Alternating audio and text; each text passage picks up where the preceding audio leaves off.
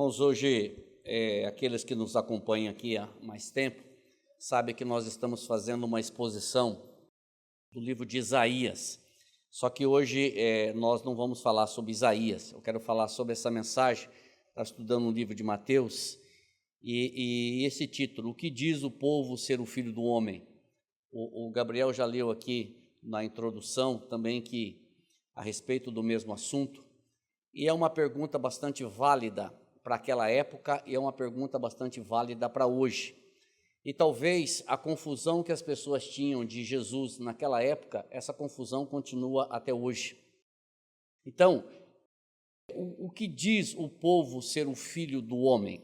O texto que eu vou usar vai ser o livro de Mateus, capítulo 16, do versículo 13 até o versículo 17.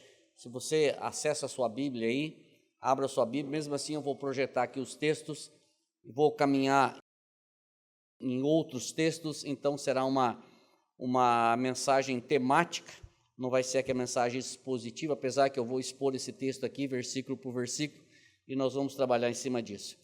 O que diz o povo ser o filho do homem? Mateus capítulo 16, do versículo 13 até o versículo 17. Diz assim: Indo Jesus para os lados de Cesareia de Filipe, perguntou aos seus discípulos: Quem diz o povo ser o filho do homem?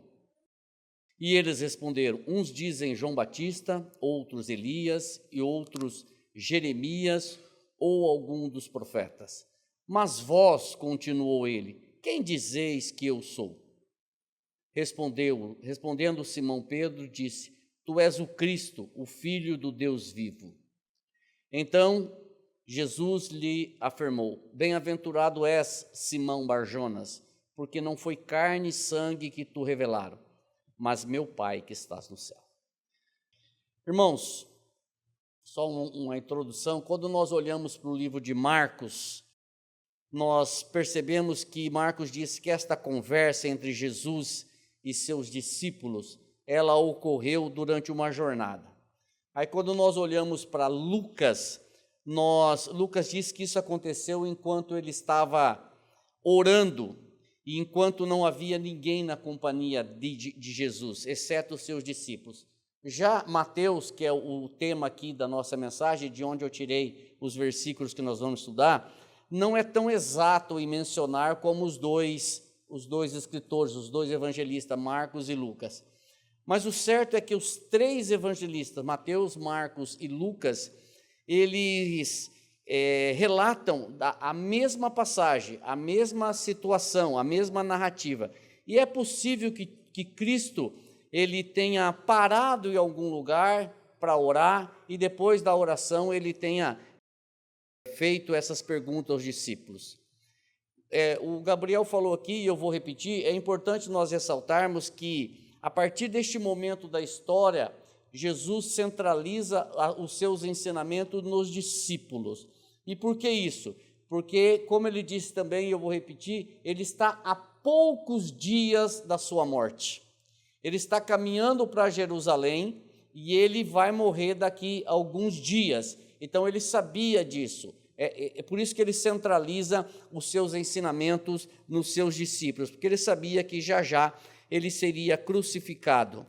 E Jesus sabia que essa crucificação, ou seja, essa entrega dele, é uma entrega voluntária. Se você prestou atenção no texto que o Gabriel leu aqui, ele diz assim: por um acaso eu oraria o meu Pai para me livrar desta hora? Isso não é uma afirmação, é uma pergunta. E aí o versículo seguinte diz que ele voluntariamente se entregou. Então essa passagem aqui, ele estava muito próximo do período da sua crucificação. E é uma ação sem imposição. Jesus não foi para a cruz obrigado, é uma ação sem imposição. E é uma ação de amor. De amor por quem? De amor por nós. Ele morreu na cruz para nos salvar, perdoar os nossos pecados. E alguém já disse, eu não me recordo quem, que ele falou o seguinte, que a oferta do evangelho é para toda a humanidade.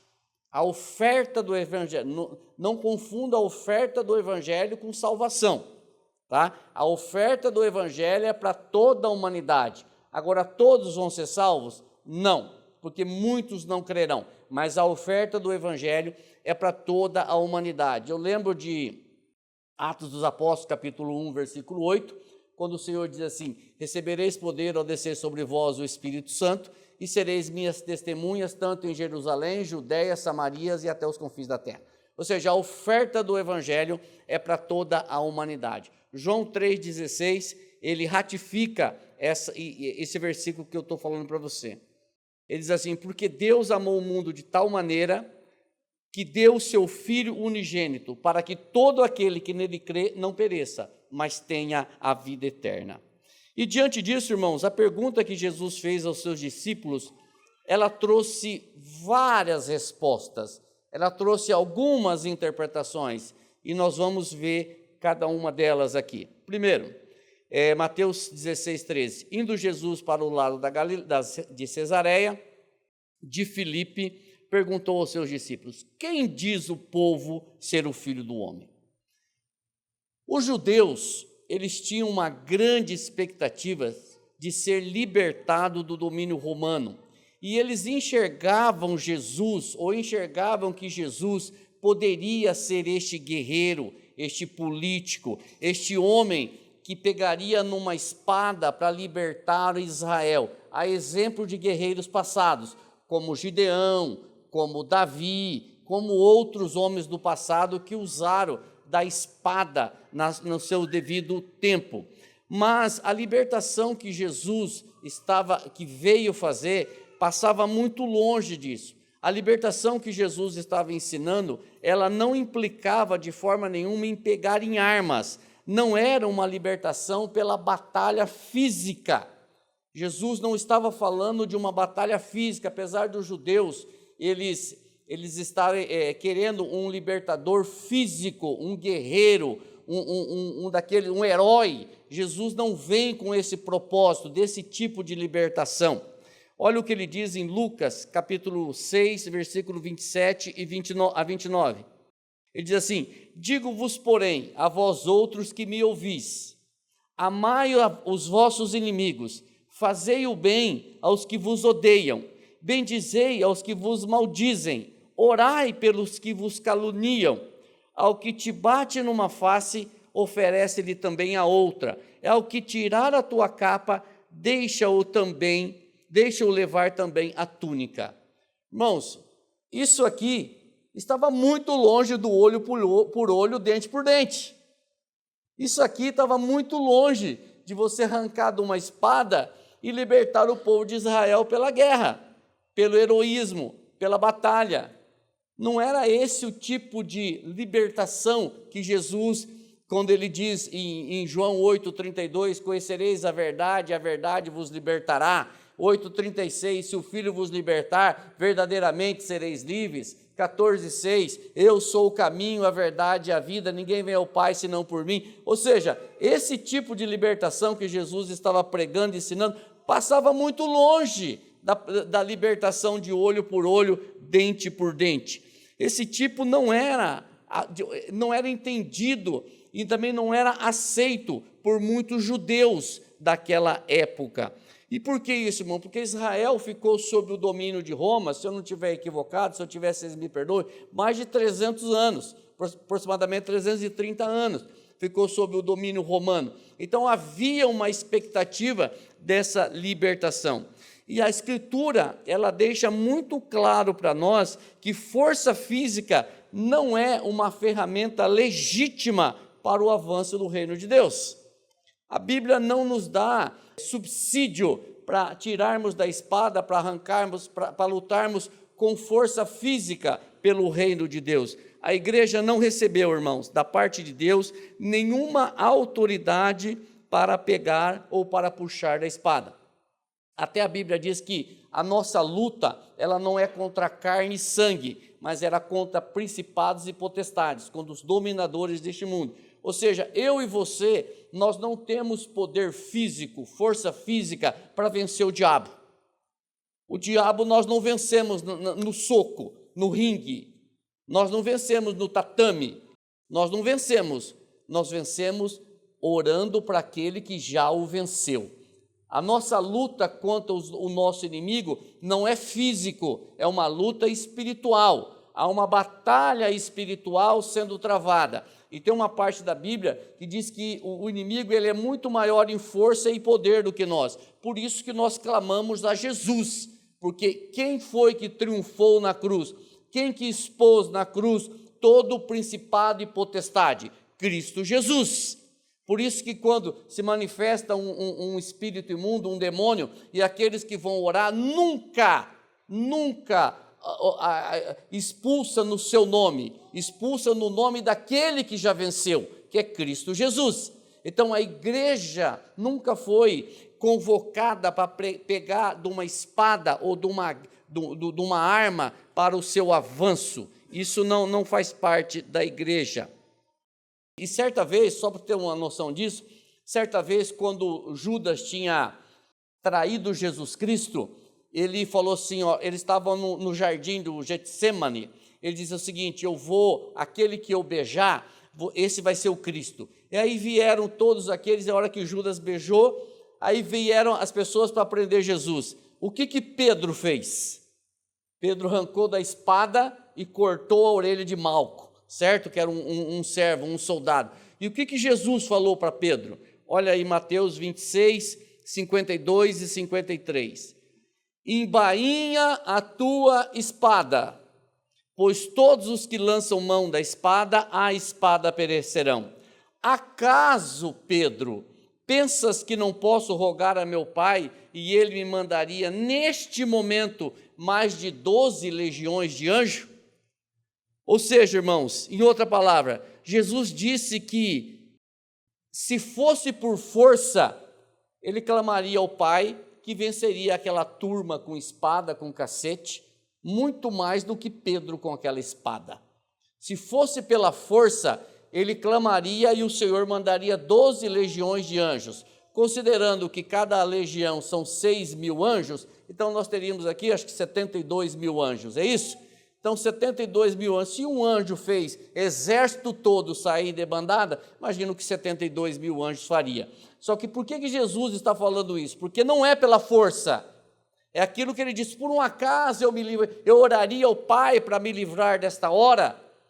Só fazendo uma ressalva aqui, às vezes quando Jesus sofre lá no jardim, antes de ser para a cruz, muitas pessoas, talvez alguém já ouviu alguém pregar sobre isso, que Jesus estava com medo das chibatadas que ele tomaria, que Jesus estava com medo do espinho na carne, que Jesus estava com medo dos açoites que ele sofreria.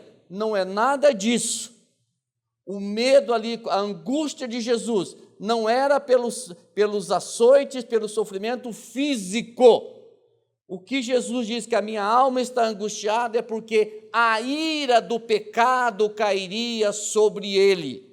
Ele levaria naquela cruz o cálice da ira do pecado sobre ele. E o que aconteceu naquela cruz? Houve uma separação entre o Pai e ele. A Bíblia diz que o Pai vira as costas, quando ele clama, Deus meu, por que me desamparaste? Então, a angústia de Jesus ali não era pelas chibatadas, mas é porque o cálice da ira do pecado da humanidade cairia sobre ele, como ele levou ali na cruz do Calvário.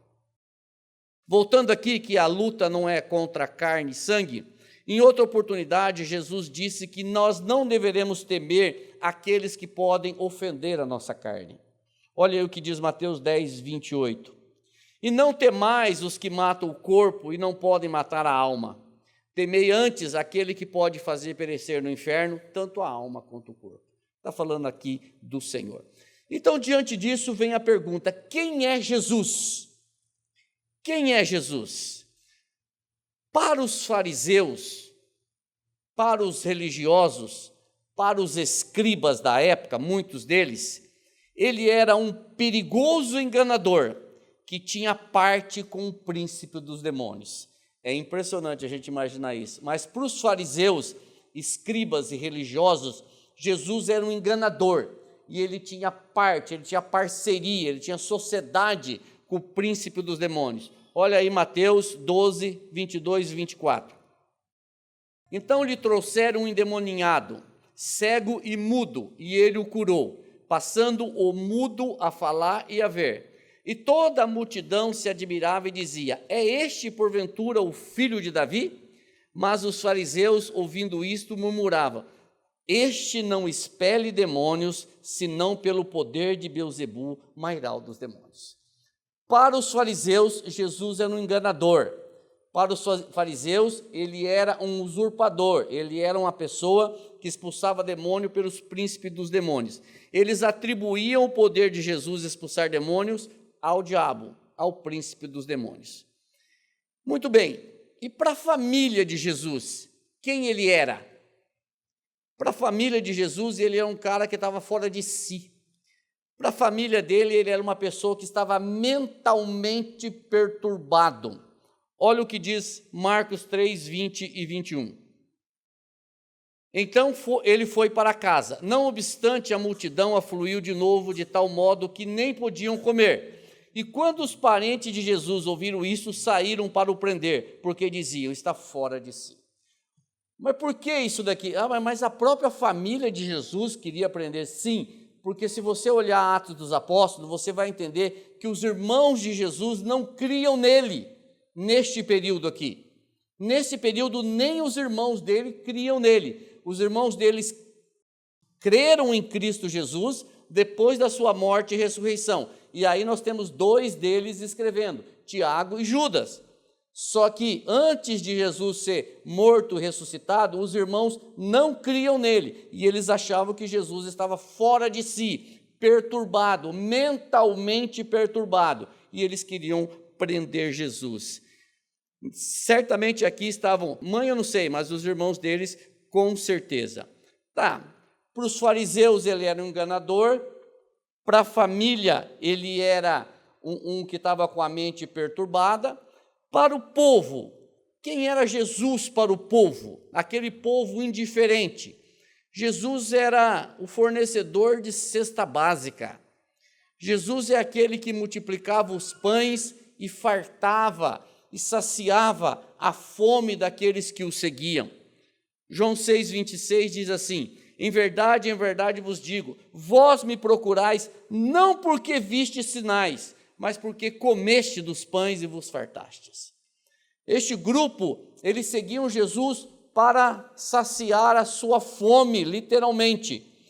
Esse povo seguia porque Jesus multiplicava pães.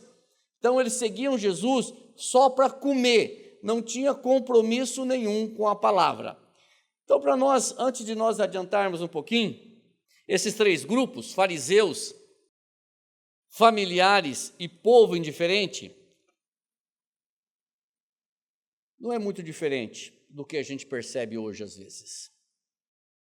O que nós podemos caminhar é que a maior parte do povo considerou Jesus uma pessoa diferente do que ele realmente era. Porque ele não tinha externamente nenhuma pompa, nada externamente, nenhuma grandeza externa que eles supunham que o Messias deveriam aparecer.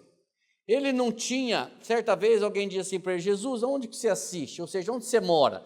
Ele diz assim: vem ver, os bichos aí tem covis, os passarinhos têm ninhos, mas o Filho do Homem não tem onde reclinar a cabeça. Ou seja, não era esta a visão que se esperava de um Messias. A visão de um Messias era de um rei que pudesse morar nos palácios. E ele mesmo, uma vez testemunhando sobre João Batista, ele dá esse tipo de declaração. Ele diz assim, a respeito de João Batista, tá? Diz assim: o que saíste a ver? Um homem vestido de roupas finas? Os que vestem bem e vivem no luxo assistem nos palácios dos reis. Ou seja, era este o tipo de Messias ou de rei que talvez o povo estava esperando, um que andasse dessa forma. Mas esta realidade que ele fala de João Batista, nós podemos aplicar para a vida de Jesus, que desde o seu nascimento até a morte, ele nunca usou de pompa, de grandeza externa que o pudesse associar a alguém que morasse em palácios. Na realidade, esta fala ela poderia ser muito bem para ele. E como eu disse no começo, e vou repetir agora, que havia uma expectativa muito grande, irmãos, dos judeus ser libertos daquele domínio romano, e muitos enxergavam em Jesus Cristo esta pessoa. E eles enxergavam em Jesus tanto essa pessoa que, em certa ocasião, eles queriam transformar Jesus no rei. Eles queriam pegar Jesus e transformá-lo no rei. E ele sabia disso. Ou seja, eles queriam tornar a encarnação e o ministério de Jesus em política. Eles queriam pegar toda a missão de Jesus Cristo e transformar em política. E Jesus não era um político. Como ele mesmo diz, Lucas capítulo 6, versículo 14 e 15, ele diz assim, vendo, pois, os homens o sinal que Jesus fizera, disseram, este é verdadeiramente o profeta que deveria vir ao mundo. Sabendo, pois, Jesus que estavam para vir com o intuito de arrebatá-lo para o proclamarem rei, retirou-se novamente sozinho para o monte. Vocês entendem que, quando eu falei no início que às vezes nós temos essa pergunta, quem é Jesus? Ou quem diz o povo ser o Filho do Homem? Nós achamos que as pessoas têm a resposta certa. Nós achamos que as pessoas sabem quem é Jesus. Mas será que o mundo conhece?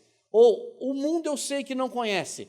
Mas será que as pessoas que estão dentro das igrejas, que têm um linguajar evangeliquez, que estão frequentando os templos, que estão lotando as igrejas, será que as pessoas sabem quem é Jesus? Ou será que a maioria entra nesta relação aqui de três, dos fariseus, dos religiosos, dos escribas, do povo faminto, do familiar? Será que o povo tem noção? Nós, não vamos falar do povo lá fora, nós aqui dentro da comunidade cristã de Londrina, nós temos noção clara de quem é Jesus. Para mim, Jesus, ele está nos seus planos de vida, Jesus está nas suas decisões, Jesus está no seu caminhar diário, Jesus faz parte da sua vida, melhor, Jesus é o Senhor da sua vida, ou ele é uma pessoa que eu conheço, ou ele é um Jesus de mercearia. Sabe o que é um Jesus de mercearia? Quando você vai no supermercado, você vai lá e fala, bom, deixa eu ver aqui, que produto, qual a marca de óleo que eu vou querer? Você tem 4, 5, 200, peguei essa daqui e vai resolver o meu problema. Ah, não quero essa daqui, não devolvo. Será que é um Jesus de mercearia, onde eu pego essa porção para resolver o meu problema e o resto eu devolvo para a prateleira? Ou é o Jesus que é o Senhor, é o meu Salvador e meu Senhor? Outro detalhe, tem muitas pessoas que querem Jesus como Salvador, mas quando é Senhor, não, porque eu sou o Senhor da minha vida. Então, se ele for o meu Salvador e não for o meu Senhor, tem alguma coisa errada também. Então, eu volto à pergunta e nós vamos caminhar a partir daqui. Muito bem, eles queriam tornar Jesus como político e ele não quis. E aí, então, ele pergunta para os apóstolos verdadeiramente comprometidos com ele, quem vocês dizem que eu sou? Ele era o Messias, o ungido, o sumo sacerdote que deveria vir se entregar na cruz do Calvário. Para os apóstolos, aqueles verdadeiramente comprometidos com ele, ele era o Messias, aquele que detinha a palavra da vida. E aqui, irmãos, é interessante que, por que eu estou falando apóstolos ou discípulos verdadeiramente comprometidos? Porque todos que seguiam Jesus estavam comprometidos com ele? Não. Da mesma forma, muitos naquela época seguiam Jesus e não estavam comprometidos com ele. Prova disso que entre os 12 nós temos um que não estava, que é Judas Iscariotes, que o traiu. Mas muitos discípulos não estavam comprometidos com ele. E João, ele menciona uma passagem onde Jesus queria falar sobre isso. Ele começa a dizer, eu sou o pão que desceu do céu, aquele que não se alimentar da minha carne, aquele que não beber do meu sangue não tem parte comigo. Isso não é canibalismo que Jesus está falando. Ele está falando de participação, de relacionamento, de crer nele. Só que olha só o que João fala no capítulo 6, versículos 66 e 69. Ele diz assim: à vista disso o quê? Desse discurso que eu estou falando para você. Lê lá, João, se você tiver oportunidade. Jesus está falando, eu sou o pão que desceu do céu. Eles estavam falando do maná. Jesus disse, o verdadeiro maná é o Pai que vos dá. Eu sou o verdadeiro pão que desceu do céu. Quando ele fala isso, olha aqui o que João fala. À vista disto, muitos dos seus discípulos o abandonaram e já não andavam com ele. Então perguntou Jesus aos 12, porventura quereis também vós outros retirar-vos? Jesus estava muito preocupado com os 12, né? Não, se esses 12 forem embora também, eu perdi meu plano, não. Vocês também querem se retirar? Perguntou os 12. Respondeu-lhe Simão Pedro, Senhor, para quem iremos? Tu tens as palavras da vida eterna, e nós temos crido e conhecido que tu és o Santo de Deus. Oh, glória a Deus! Muitos abandonaram. Se você pegar lá o texto, 120 abandonaram, mas Pedro e os outros ficaram, porque eles criam, e eles sabiam que somente o Senhor tinha a palavra de vida eterna. Caminhando no texto então, Mateus 16, 14, diz assim, e eles responderam, uns dizem João Batista, outros Elias, e outros Jeremias, ou alguns dos profetas. O povo não tinha uma visão clara de quem era Jesus e da sua missão e do seu ministério.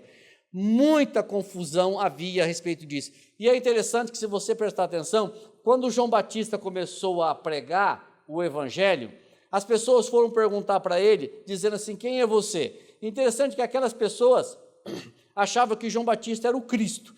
E aqui as pessoas acham que Cristo era João Batista. É interessante que as pessoas foram lá e falaram para João Batista, quem és tu? Tu és o Cristo? Ele diz, não sou o Cristo. E por que tu batiza então? E aqui nós vamos ver um pouco mais para frente, que eles diziam o seguinte, uns diziam, João Batista.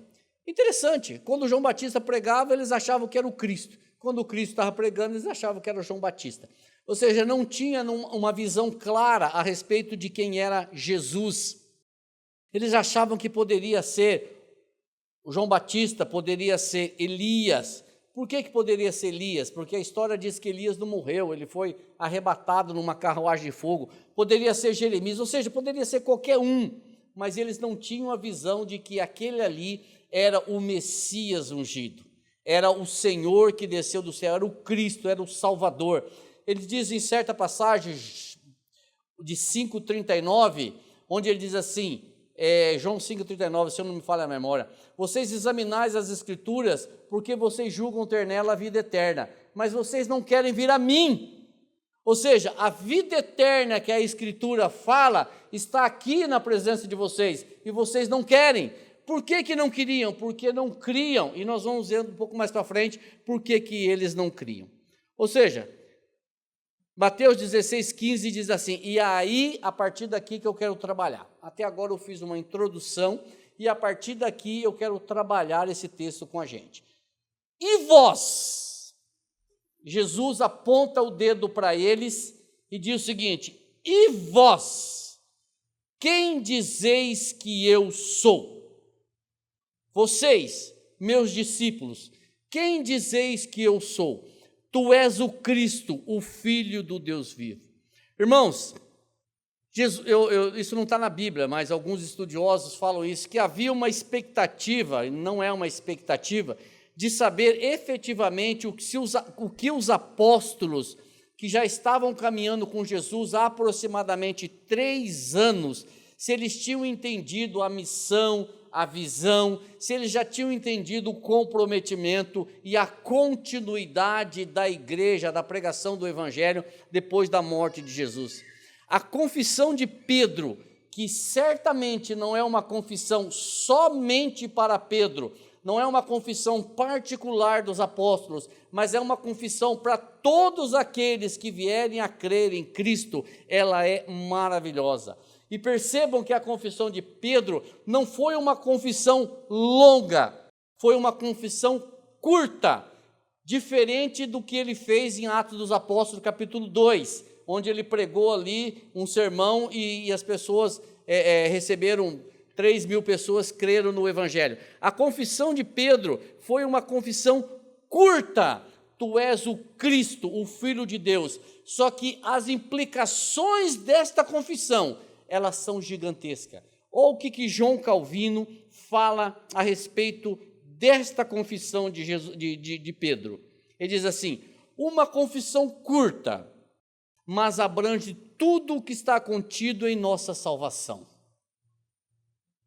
Pois a designação de Cristo, ou ungido, inclui um reino eterno e um sacerdócio eterno, para nos reconciliar com Deus e, expiando nossos pecados por meio de seu sacrifício, para obter para nós uma justiça perfeita e, tendo-nos recebido sob a sua proteção, defender e suprir e enriquecer-nos com toda a descrição da bênção. Meus irmãos, é o Evangelho isso aqui.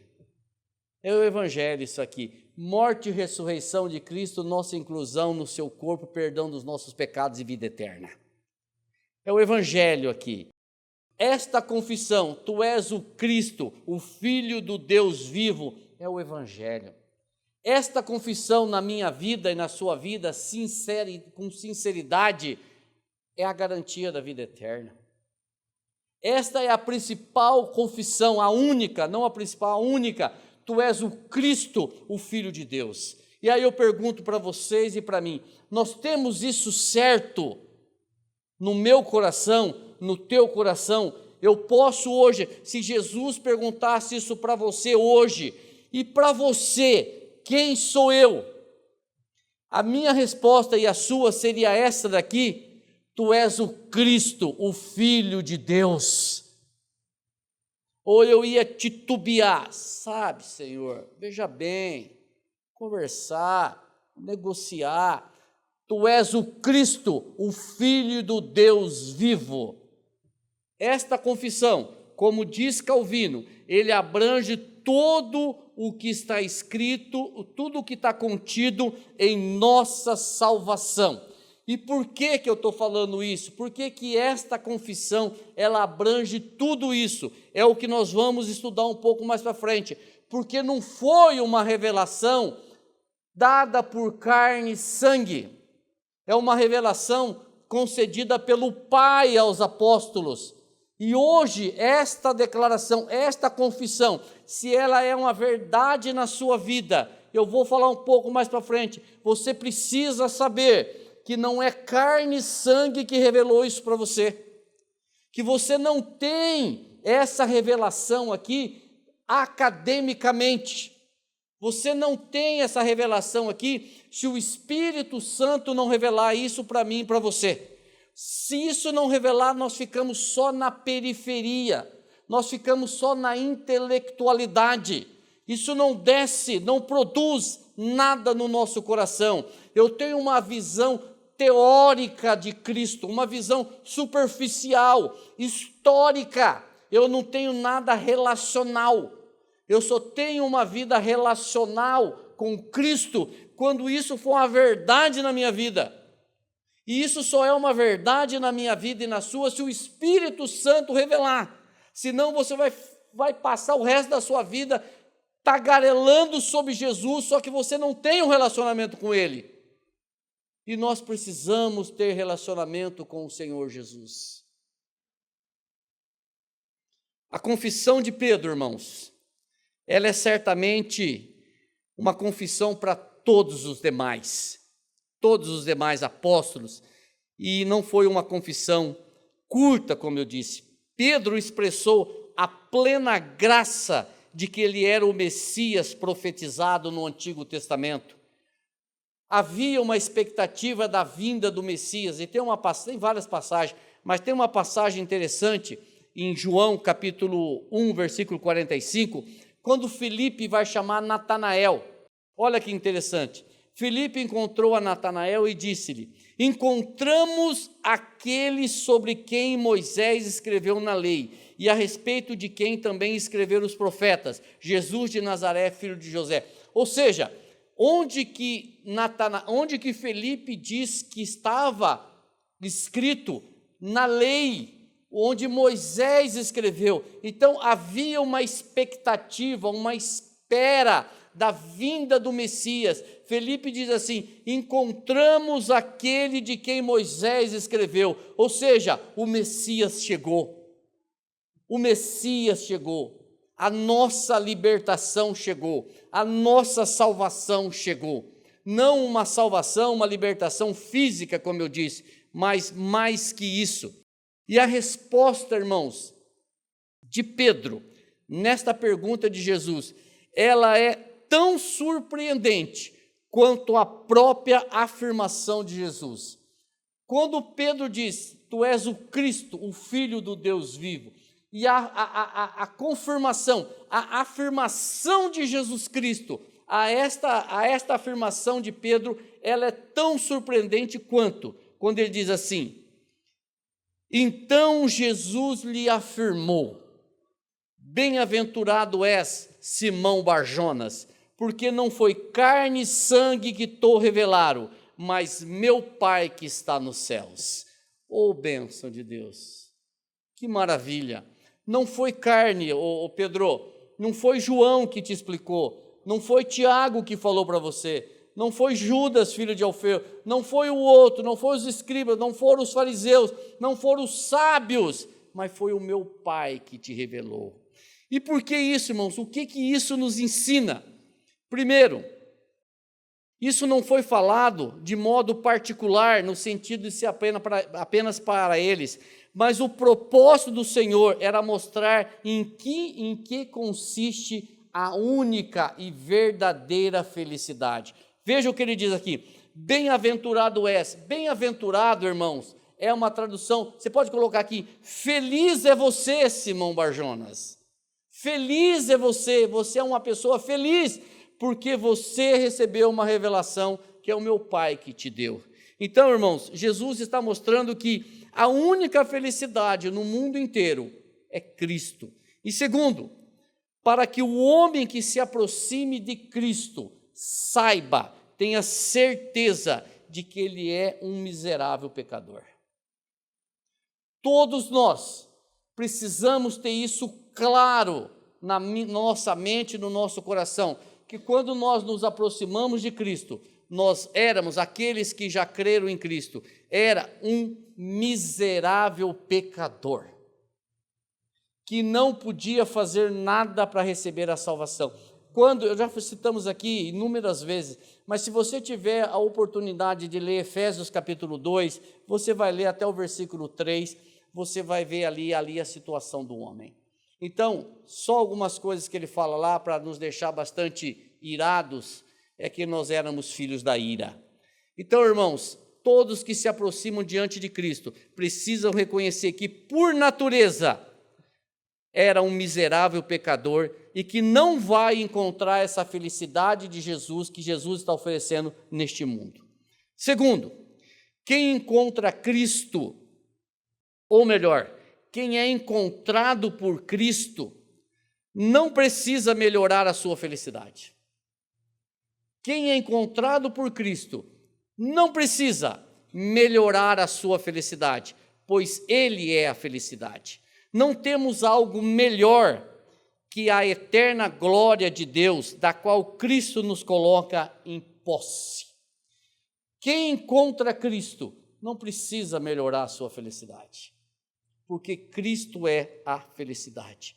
Terceiro, nenhuma sabedoria humana poderia revelar isto a Pedro e aos demais discípulos e a qualquer ser humano. Nenhuma força humana poderia revelar isso a Pedro. Nenhuma sabedoria humana poderia revelar a Pedro que ele estava diante de Cristo, o Filho do Deus vivo. A mente humana, ela é destituída dessa capacidade necessária de perceber os mistérios e a sabedoria celestial que estão ocultas em Cristo Jesus. A mente natural do homem não consegue entender Cristo. Não consegue entender. A mente natural, ela não tem a capacidade de ter essa revelação. A nossa mente, ela precisa ser trocada. O nosso coração precisa ser trocado, arrancado um coração de pedra e colocado um coração de carne. E aqui tem uma coisa interessante. Pedro, depois que ele teve essa revelação, ele não se tornou uma pessoa impecável. Não, agora que Pedro sabe que Cristo é o Filho de Deus, então ele não peca nunca mais. Não, não é verdade. Tanto é que ele nega Jesus mais tarde. E esta revelação de Pedro, que tornou Pedro feliz e bem-aventurado, porque não foi carne e sangue que revelou, não tirou de Pedro a vida que ele tinha com os outros discípulos e uma vida que ele tinha de seguidor do Evangelho.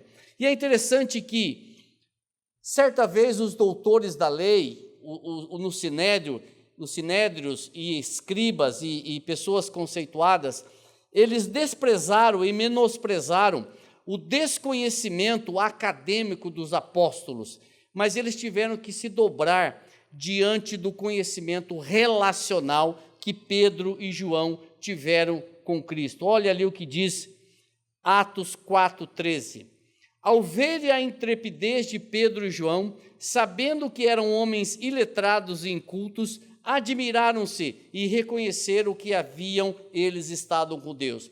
O que eu quero dizer com isso? Que Pedro não tinha capacidade intelectual para entender aquilo que o Pai revelou, mas ele tinha capacidade relacional. Ele andava com Jesus. Por isso que o sinédrio aqui, que eles, comparado com os escribas, eles eram analfabetos. Quando a Bíblia chama eles de incultos, eles eram analfabetos comparados com os escribas, com os fariseus. Eles precisavam se atualizar com relação à cultura religiosa. Mas o sinédrio se calou diante da intrepidez de Pedro e João, porque eles reconheceram que eles tinham andado com Jesus. Os sábios, eles se dobraram diante da verdadeira sabedoria produzida pelo Espírito Santo. Eles se dobraram diante da alegria de terem tido aqueles que receberam a revelação de que Cristo é o Filho de Deus, o Senhor e Salvador que veio a este mundo.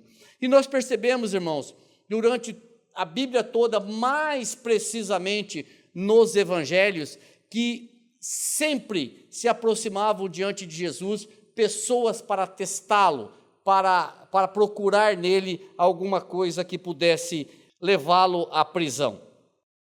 Quando eu disse que o homem natural, o homem que não conhece a Cristo, ele não tem a capacidade de entender, eu não estou tirando isso de mim mesmo não, tá? Eu estou tirando isso da Bíblia. O Paulo escreve isso. Ele escreve isso em 1 Coríntios 2,14, quando ele diz assim, que Paulo escreve que o homem natural, sem o Espírito, ele não tem o entendimento de quem é Cristo. E não precisa ir muito longe para descobrir isso, é só você olhar para você.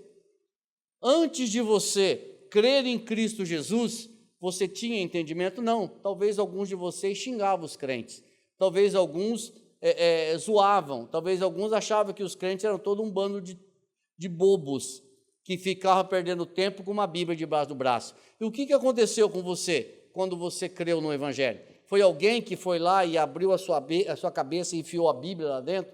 Não, quem que foi que revelou o Evangelho para você? O que mudou na sua vida? Foi a tua intelectualidade ou foi o Espírito Santo que revelou o Evangelho a você? Não precisa ir muito longe.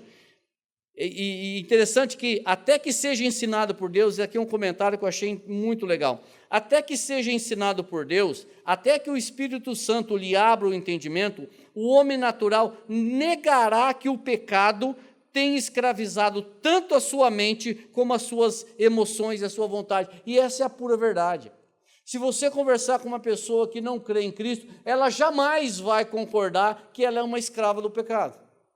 Ela vai achar que tem o livre-arbítrio, ela vai achar que está por cima da carne seca, que ela controla tudo. Só que a Bíblia diz que ela é escrava do pecado, mas ela não vai reconhecer isso.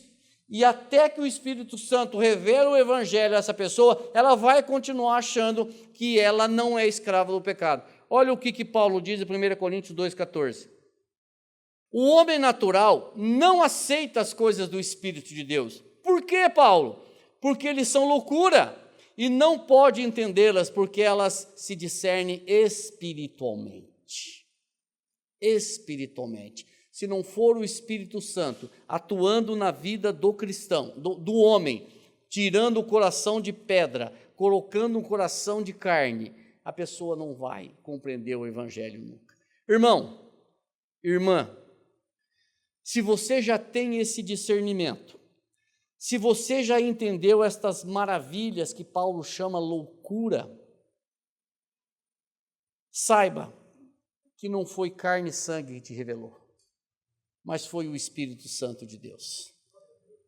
Irmão, se você já entendeu, irmão e irmã, por que eu estou falando irmão e irmã? Porque se você não entendeu, porque você não é irmão nem irmã. Mas se você é irmão ou irmã, se você já entendeu que os seus méritos não produziram isto, então você sabe que não foi carne e sangue que revelou, mas foi o Espírito Santo de Deus. Irmão e irmã, se você já entendeu que a salvação que foi produzida unicamente pela graça e misericórdia de Deus e que você não merecia, então você sabe que não foi carne e sangue que te revelou, mas foi o Espírito Santo de Deus. Meu irmão e minha irmã, se você já entendeu que por intermédio de Cristo você foi feito filho ou filha de Deus, então você sabe que não foi carne e sangue que revelou, mas foi o Espírito Santo de Deus. Meu irmão e minha irmã, se você já entendeu e creu que a sua salvação, por não ter sido produzida por você, por isso você não a perde, por isso ela nunca será perdida, porque não foi você que produziu a tua salvação, então você já sabe que não foi carne e sangue que te revelou, mas foi o Espírito Santo de Deus. Paulo, escrevendo a sua epístola aos Romanos, capítulo 8, ele diz assim: pois vós não recebestes o espírito de escravidão para viverdes outra vez atemorizados, mas recebeste o Espírito que os adota como filhos, por intermédio do qual podemos clamar, Abba, Pai. O próprio Espírito testemunha ao nosso espírito que somos filhos de Deus. Irmão, irmã, se isso for uma realidade na sua vida, então você sabe que não foi carne e sangue que te revelou, mas foi o Espírito Santo de Deus. Esta revelação é sobrenatural. O pastor não consegue revelar isso para você. O Papa não consegue revelar isso para você. O ancião não consegue revelar isso para você. O presbítero não consegue revelar isso para você. É o Espírito Santo que revela isso para você. E se você já tem essa revelação, foi o Espírito Santo que revelou. Eu quero terminar com algumas aplicações. E agora eu volto a pergunta para você. Quem é Jesus para você? Você achou que você ia ficar isento, né? Quem é Jesus para você? Um cara legal? As pessoas têm essa visão de Jesus. É um cara legal, mano. É um cara legal? Mano, Jesus é um Marte? Jesus é um cara que morreu na cruz? Ele é um exemplo que eu devo seguir? Ou Jesus é o teu Salvador e teu Senhor? Ou Jesus é o caminho, a verdade e a vida para você? Ou Jesus é o único nome dado entre os homens pelo qual devamos ser salvos? Quem é Jesus para você? Jesus é a verdade que liberta? Jesus é o Deus encarnado, Jesus é o nosso advogado, Jesus é o nosso Salvador e o nosso Senhor, Jesus é aquele que morreu na cruz e perdoou todos os seus pecados, coisa que você não ia conseguir fazer nunca. Jesus é aquele que te fez morrer no corpo, falando teologicamente, batizou você no corpo dele, e quando ele ressuscitou, ele te deu uma nova vida, para que as coisas velhas ficassem para trás e nós tenhamos uma nova vida. Este é o Jesus para você? Ou ele continua sendo um cara legal, mano? Quem é o Jesus para você? Se este Jesus aqui da Bíblia é o Jesus que você crê, então não foi carne e sangue que te revelou, foi o Espírito Santo de Deus. Amém? Que o Senhor te abençoe e me abençoe também.